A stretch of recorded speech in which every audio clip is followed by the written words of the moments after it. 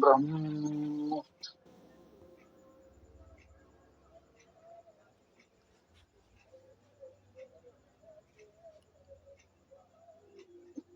ओम ऋग्वेद मंडल 10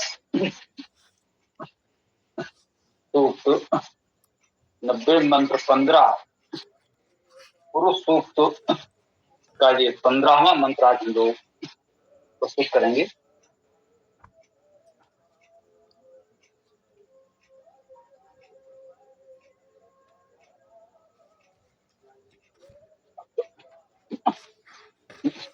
ओम सप्त अस्यासन परिधया त्रिसप्त समिधा कृता देवायत यज्ञं तन्माना अबध्नन् पुरुषं पशुम्।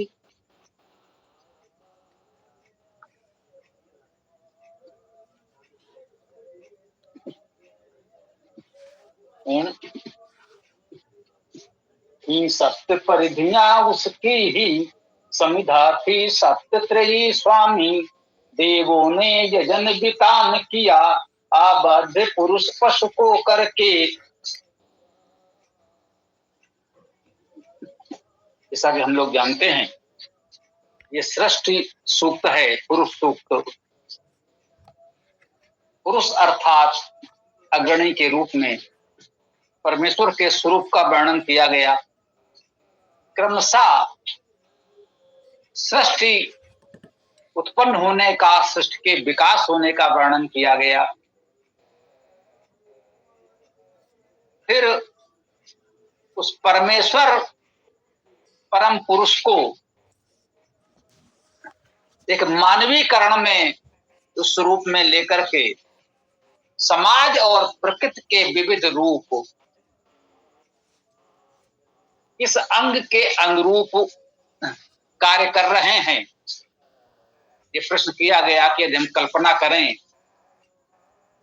कि वो परम पुरुष एक व्यक्ति के रूप में है तो ये सृष्टि, ये समाज, इसके कौन से रूप उस पुरुष परमेश्वर के व्यक्त स्वरूप के किस अंग के अनुरूप होंगे, इसका वर्णन किया गया। इस पुरुष सूक्त में कुल 16 मंत्र हैं। 14 मंत्र हम लोग पढ़ चुके, आज ये 15वां मंत्र है। इस पुरुष सूक्त के समापन की ओर बढ़ रहे हैं। इसमें ये बताया जा रहा है यजन के माध्यम से इस सृष्टि की प्रक्रिया को व्यक्त करने का प्रयास किया जा रहा है। यजन कैसे हो रहा है? ये सृष्टि को एक यजन के रूप में समझने का प्रयास है। यूं कहें कि एक यजन के रूपक के रूप में सृष्टि का वर्णन करने का प्रयास किया जा रहा है। कह रहे हैं सप्त अस्य आसन परिधया। सप्त अर्थात 7। वैसे सप्त का धातु अर्थ करेंगे तो समूह भी हो सकता है, समवाय अर्थ होता है, सप्त धातु है। सप्त 7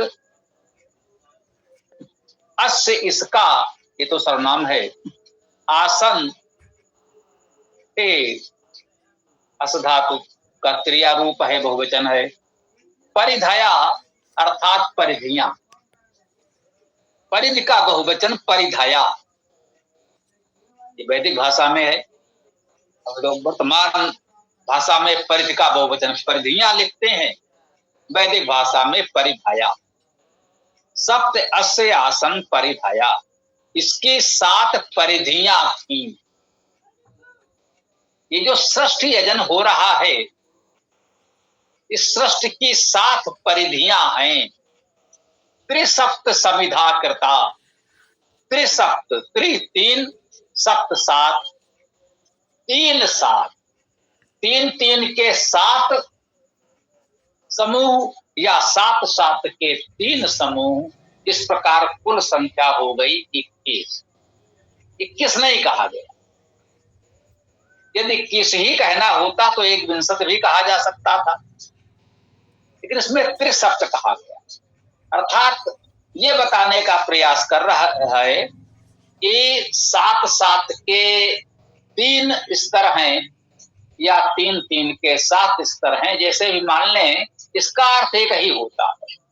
इसको यूं माने, यदि एक पंक्ति में आपने 3 रखा और ऐसी 7 पंक्तियां बना दी, तो स्वाभाविक रूप से दूसरी ओर से देखेंगे तो एक पंक्ति में 7 और 7 7 की ये 3 पंक्तियां आपको दिखेंगी। आप चित्र आज बनाकर देख सकते हैं। त्रिसप्त समिधा कृता, ये इस प्रकार से 3 प्रकार से 7 समिधाएं की गई। समिधाएं, समिधा ये भी बहुवचन।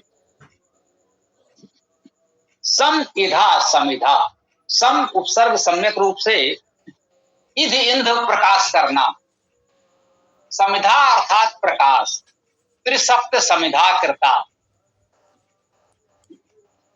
3 प्रकार के 7 प्रकाश। जरा समझने का प्रयास कीजिएगा। हो सकता है हमारे अपने भाष्य में भी बहुत कुछ न हो जो यहां आपसे चर्चा में हम बता देते हैं।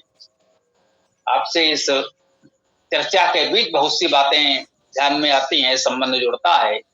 अभी कह रहे हैं त्रिसप्त समिधा कृता, 3 और 7 के इस रहस्य को समझने का प्रयास करें।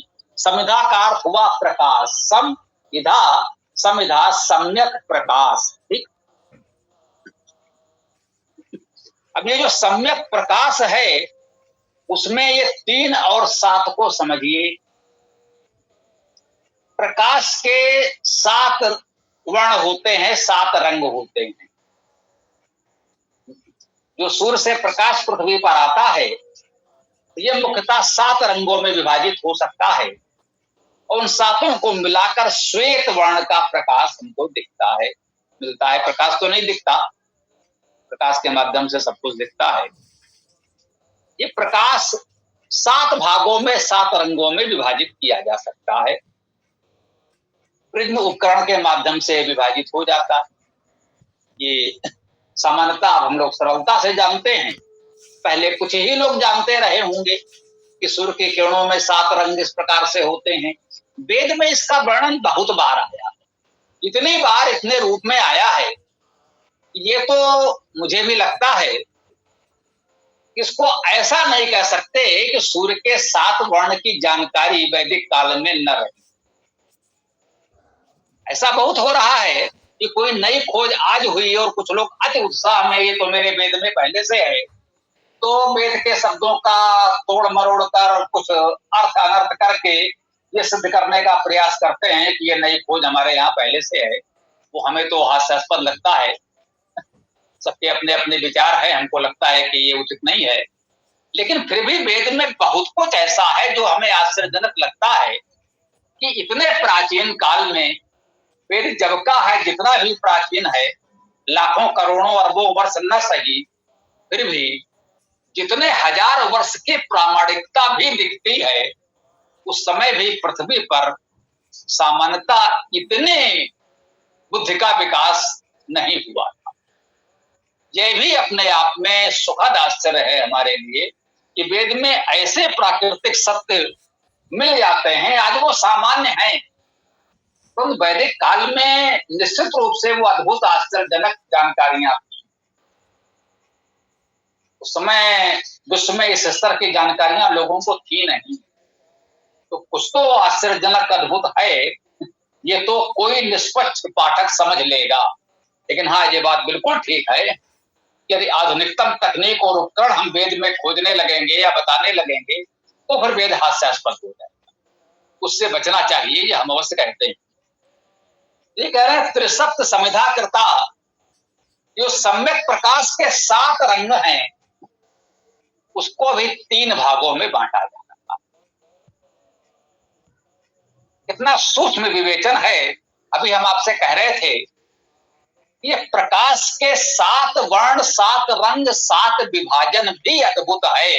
इतने प्राचीन काल में लोगों को ये विभाजन कैसे दिखा होगा। एक माध्यम हो सकता है जो जिसे हम लोग इंद्रधनुष कहते हैं, वर्षा काल में दिखता है, वर्षा काल चल रहा है, बहुत लोगों ने देखा होगा। तो ये एक माध्यम आधार तो हो सकता है कि इंद्रधनुष में 7 रंग जो कि प्राकृतिक रूप से दिखते हैं, इसलिए उस समय भी लोगों को दिख गए होंगे और उसको इतनी सूक्ष्मता से समझा गया होगा और इतनी गंभीरता से, सूक्ष्मता से व्यक्त किया गया है, ये तो हमें दिख रहा है।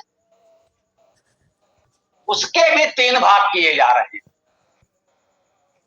स्वाभाविक है, ये 7 रंग जब क्रमशः विकसित होंगे तो कोई भी रंग लें आप उसमें से, 7 में से, तो मध्य में वो रंग अधिक स्पष्ट चमकीला होगा और उसके पश्चात जहां वो आरंभ होगा, जहां उसका समापन होगा, तो उसके पूर्व का या पश्चात के रंग का कुछ प्रभाव होगा। अर्थात जो भी रंग लें, मान लीजिए हमने पीला रंग लिया, उदाहरण के लिए पीला या नीला कोई भी रंग आप ले लें, तो नीला रंग यदि है तो जब वो नीला रंग आरंभ हो रहा होगा तो वो पूर्ण उतना गहरा नीला नहीं होगा, कुछ हल्का होगा, और जब नीला रंग समाप्त होगा, दूसरा रंग आरंभ होने वाला होगा, तो भी कुछ अंतर आ जाएगा। तो उसको 3 भागों में विभाजित कर दिया गया। जैसा उदाहरण के लिए नीले रंग की ही हम लोगों ने बात की, तो अभी हम लोग कई प्रकार के नीले रंग का प्रयोग करते हैं, कहते हैं आकाशीय आसमानी नीला रंग, गहरा नीला, ऐसा नीला, वैसा नीला, धानी रंग, बस। तो इस प्रकार के हम लोग सहज भाव से तो देख रहे हैं, लेकिन प्राकृतिक इंद्रधनुष में 7 रंग और उन 7 को 3-3 प्रकार से ये विभाजित करके 21 वर्णों को, 21 रंगों को समझा गया और वेद में इतनी सूक्ष्मता से, इतनी सरलता से, स्पष्टता से व्यक्त किया गया, ये निश्चित रूप से हमारे लिए सुखद आश्चर्य है, अच्छी बात है। जितना है उतना तो आपको व्याकरण परक धातु अर्थ कर देंगे, तो जितना उसमें विद्या है वो तो स्पष्ट रूप से सामने आ ही जाएगी। उसके लिए आपको अलग से कोई प्रयास नहीं करना पड़ेगा कि आप कहें कि नहीं ये तकनीक तो हमें वेद में थोपनी ही है, तो कैसे किस शब्द का तोड़ फोड़ कर कैसे अनर्थ किया जाए कि हम अपनी बात को उसमें सिद्ध कर सकें। तो यहां उसकी आवश्यकता नहीं है, जो प्राकृतिक सत्य है वो तो मिलेगा। जी, यहाँ पर ध्यान आया, एक बात और स्पष्ट कर दें, बहुत बार हम लोगों ने कहा है लेकिन इस संदर्भ में स्पष्ट करेंगे तो बात और स्पष्ट हो जाएगी कि वेद में सर्वकालिक प्राकृतिक सत्य का वर्णन है, वेद में इतिहास नहीं है। वेद में सर्वकालिक प्राकृतिक सत्य का वर्णन है। भूत भविष्य वर्तमान में वो सत्य एक सा रहता। यदि प्रकाश के 7 रंग की बात की जा रही है तो ऐसा नहीं है ये पहले था, आज नहीं रहेगा या भविष्य में कभी नहीं रहेगा। ये पहले भी था, आज भी है और भविष्य में भी रहेगा। जब तक प्रकाश रहेगा तब तक ये भी रहेगा, जब तक सृष्टि है तब तक रहेगा, सभी देशों में रहेगा। ऐसा नहीं कि ये केवल भारत में है, यूरोप में नहीं होगा, पृथ्वी पर है, चंद्रमा पर नहीं होगा। जो प्रकाश जहां जैसे है संपूर्ण ब्रह्मांड में उसके ये गुण मिलेंगे। तो वेद में सर्वव्यापक और सर्वकालिक सत्य का ही वर्णन है, इसीलिए वेद शाश्वत सत्य है। वेद की प्रत्येक बात सर्वकाल सत्य है। वेद की कोई बात अब तक असत्य सिद्ध नहीं हुई है, न हो सकती है, क्योंकि वेद में ऐसी किसी बात का वर्णन है ही नहीं। वेद केवल सर्वकालिक, सार्वभौम, सर्वव्यापक प्राकृतिक सत्य का ही वर्णन करता है। उसी प्रकार से यह प्रकाश का भी वर्णन कर रहा है। समिधा अर्थात सम्यक प्रकाश, उसके त्रिसप्त परिधियां आसन, उसके 3 और 7 परिधियां थी, 7 तो मुख्य वर्ण हो गए, 3 उसके ये भाग हो गए। इस प्रकार से 21 वर्ण या 21 रंग प्रकाश के हमको बता दिए गए। जो सम्यक प्रकाश है उसको सम्यक रूप से जब प्रकाश को समझेंगे तो ये हमें 21 वर्ण उसमें दिखेंगे। तो ये तकनीक आदि का विकास होता है, ये सर्वकालिक नहीं होता। स्वाभाविक है, आज जो तकनीक, जो यंत्र उपकरण विकसित किए जा रहे हैं वो पहले नहीं थे। हम लोगों के जीवन काल में बहुत से यंत्रोपकरण विकसित हुए, हम लोगों ने प्रसन्नता पूर्वक उसका उपयोग किया, बाद में वे व्यर्थ हो गए क्योंकि उससे अच्छे यंत्रोपकरण उसके स्थान पर आ गए, तो उसको हमने छोड़ दिया, नए अपना लिए। तो ये क्षणिक था, ये विकास क्षणिक होते हैं, उस समय के लिए उपयोगी थे, उससे अच्छा यंत्रोपकरण आ गया तो हमने उसे छोड़ दिया। तो ये यंत्रोपकरण सर्वकालिक सत्य नहीं है, इसलिए वेद में इनका वर्णन नहीं है। वेद में तो सर्वकालिक सत्य का वर्णन है। कोई यह प्रयास न करे कि वेद में भाप का इंजन खोजना है या पेट्रोल का इंजन खोजना है। यह तात्कालिक सत्य हो सकता है, भविष्य में हमें भाप पेट्रोल आदि के इंजन की आवश्यकता ही न रह जाए, नई तकनीक आएगी, आ भी रही है, तो वेद में इसका वर्णन नहीं, क्योंकि यह तात्कालिक सत्य है, यह सर्वकालिक सार्वभौम सत्य नहीं। तो ये एक महत्वपूर्ण बात इसके संदर्भ में ध्यान आई, तो इससे बहुत से विवादों का समाधान हो सकता है। जो लोग इस प्रकार से बात करते हैं कि वेद में ये है कि नहीं है, वेद में तो ये भी है वो भी है, ये भी सिद्ध करो, वेद की महत्ता उपयोगिता बढ़ाने के लिए सारी उसमें तकनीक ले आओ, नहीं। वेद में केवल सर्वकालिक प्राकृतिक सत्य का वर्णन है, इसलिए देश काल परिस्थिति के अनुसार विकसित होने वाले यंत्रोपकरणों का वर्णन वेद में इस प्रकार से मिलना आवश्यक नहीं है। कभी प्रतीक के रूप में या सरल बातों का उल्लेख हो सकता है, वो प्रतीक होंगे, या धातु जस करके उनके अन्य सर्वव्यापक अर्थ भी ग्रहण किए जा सकते हैं, वो दोनों किए जा सकते हैं कि आप आध्यात्मिक अर्थ में उसका व्याकरण परक धातु अर्थ करें तो एक व्यापक आध्यात्मिक अर्थ प्राप्त होगा, और जब उससे किसी मानव जीवन की स्थिति का भी संकेत आपको मिल रहा है आधुनिक अर्थ करके, तो उतना प्रेरणा ग्रहण कर लें। लेकिन जो व्याकरण परक धातु अर्थ होगा वो सर्वकालिक सत्य होगा, वो सदैव रहेगा, उसमें परिवर्तन नहीं होगा। तो कहा गया त्रिसप्त समिधा करता। आगे कह रहे हैं देवायत यज्ञम तन्माना। देवा अर्थात देवगण, प्रकाशमान विद्वान तेजस्वी मनीषी, देव धातु से देव शब्द बना, देव शब्द में बहुत से अर्थ हैं, हम सब जानते हैं, बहुत वर्णन हो चुका है इसका। यत अर्थात जो, यज्ञम अर्थात यजन को, देवों ने, देवा अर्थात देवों ने, यत जो यज्ञम यजन को, देवों ने जिस यजन को तनवाना अर्थात तान दिया, विस्तार। देखिए तनवाना में तन धातु, तन धातु का अर्थ है विस्तार करना, उसका एक रूप हम लोगों की वर्तमान बोली में प्रचलित है तानना। तानना का क्या अर्थ है? विस्तार देना, विस्तार करना, भाई इसको तान। तो ये तन धातु का एक रूप हम लोग प्रयोग कर रहे हैं, तानना। देवायत यज्ञम तन्वाना, देवों ने जिस यजन को विस्तार दिया। अब स्वाभाविक है यहां ये यजन कौन सा है, जरा सोचिएगा। जो आपके कुछ पुरोहित जी एक हवन कुंड में कुछ लकड़ी सामग्री रखकर जलाकर हवन करने का, यजन करने की बात करते हैं, ये वो यजन तो नहीं है। यहां जिस यजन की बात की जा रही है, बताया गया सप्त अस्य आसन परिधया, उसकी 7 परिधियां हैं। फिर सप्त समिधा करता, समिधा अर्थात सम्यक प्रकाशमान के 7 विभाग के भी 3 और उपविभाग किए जा रहे हैं। 21 विभाग उस विशेष प्रकाश के हमको प्राप्त हो रहे हैं। और अब कह रहे हैं कि देवों ने इस प्रकार जिस यजन का विस्तार किया, देव इस प्रकार के यजन का विस्तार कर रहे हैं, अर्थात सृष्टि का विस्तार कर रहे हैं, जहां देव से आशय प्राकृतिक तत्वों से ही है, मुख्य रूप से ऊर्जा, प्रकाश। ये जो सृष्टि के आरंभ में ऊर्जा, प्रकाश, ध्वनि उत्पन्न हो रहे हैं, यही देव है। देव का एक अर्थ प्रकाश भी होता है, प्रकाशमान भी होता है।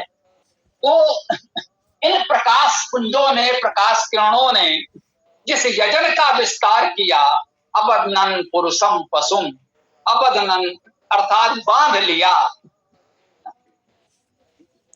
ये बध है बांधना, अबधनन अर्थात बांध लिया, पुरुषम, पुरुष को, जो अग्रणी है, पुरुष है, उस पुरुष को अबधनन, बांध लिया, पशु, पशु को। पशु धातु का अर्थ देखना है, हम सब जानते हैं। पशु जिसमें सबकी दृष्टि लगी रहती है और जो सब कुछ देखता है, जो सब कुछ देख रहा है और जिसमें सबकी दृष्टि केंद्रित है, उस पुरुष पशु को बांध लिया कहा जा रहा है। अबंधन पुरुषम पशु, जो वो पुरुष अर्थात सृष्टि में अग्रणी परमेश्वर है, वो परमेश्वर जो सबको देखता है और सब उस परमेश्वर में दृष्टि लगाए हैं, उसको देखते हैं। उस परमेश्वर को इन देवों ने इस दिव्य यजन के द्वारा बांध लिया। ये दिव्य यजन, ये प्रकाश का विस्तार, तन माना ये जो विस्तार कर रहे हैं, इसमें ही वो परमेश्वर एक प्रकार से आबद्ध होता जा रहा। सृष्टि से पूर्व तो एकमात्र वही परम पुरुष चेतन सत्ता सर्वव्याप्त थी और कुछ था ही नहीं।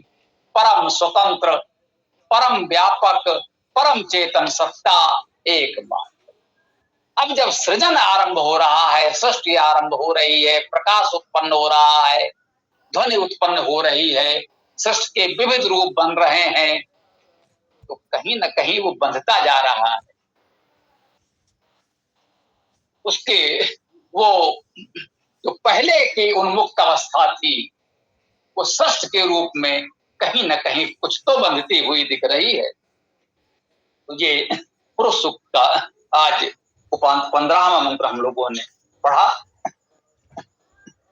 कल अंतिम 16वां मंत्र हम लोग प्रस्तुत करने का प्रयास करेंगे, जैसा अवसर मिला।